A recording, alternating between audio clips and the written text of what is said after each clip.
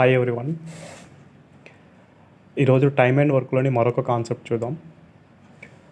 కాలం మరియు పని. అయితే ఇక్కడ ఈ కాన్సెప్ట్లో భాగంగా total wages equal to per day wage into number of days work. ఇక్కడ మొత్తము అంటే మనకు టోటల్ వేజ్ మొత్తం కూలీ రావాలంటే ఏం చేయాలండి అంటే రోజు ఎంత వేతనం వస్తుంది, దాంతో టోటల్ వర్క్ అంటే మొత్తం కూలీ ఈక్వల్ టు రోజు కూలీ ఇంటూ పని చేసిన రోజు. Okay. Wage is shared among the person in the ratio of efficiency of the person. అంటే కూలీ అనేది వ్యక్తి యొక్క సామర్థ్యం మీద కూలీ లేదా వాటా లేదా భాగం అనేది అంటే ఎంత షేర్ వస్తుంది అనేది డిపెండ్ అయి ఉంటుంది. దీని గురించి మీకు పూర్తి అవగాహన ఉందనుకుంటున్నాను. అయితే ఈ కాన్సెప్ట్ మీద అంటే టోటల్ వేజెస్ ఎలా షేర్ చేసుకుంటారు అంటే డిఫరెంట్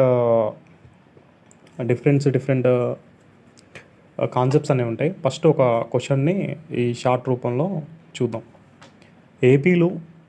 ఏబీలు కలిసి పనిచేసినందుకు 15 రోజులకు గాను 18,000 రూపాయలు వచ్చినాయి.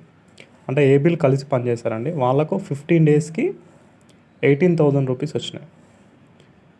ఏ సామర్థ్యము బి యొక్క సామర్థ్యం కంటే 5 రెట్లు ఎక్కువ అయినా ఏ యొక్క రోజువారీ కూలీ ఎంత అన్నది మనం ఏమనుకున్నామండి, ఎఫిషియన్సీ. ఈ ఎఫిషియన్సీ అనే దాని మీదనే వేజెస్ అనేవి డిపెండ్ అయి ఉంటున్నాం.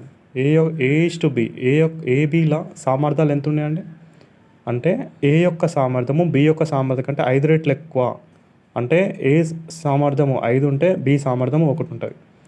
వాళ్ళ వేతనాలు కూడా ఇదే రేషియోలో రావాలి. అయితే టోటల్ వాళ్ళు అంటే టోటల్ ఎంత అంటే 18,000 రూపీస్ అనేవి ఎన్ని రోజులకు ఇచ్చారు, 15 డేస్కి ఇచ్చారు. అంటే ఇక్కడ ఇద్దరికి కలిసి అంటే ఏ కామా బీలకు ఒకరోజు కూలీ ఎంత అండి, ఒకరోజు కూలీ అనేది 15 1 15 3 15 2 30. ఒకరోజు కూలీ ఎంత ఏందండి 1200 అనేది పర్ డే ఏబీలకు.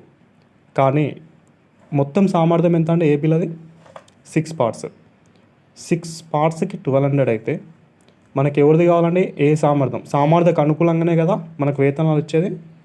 సో 5 పార్ట్స్కి ఎంత ఇక్కడ చేసుకుంటుందండి 5/6 ఇంటూ 1200.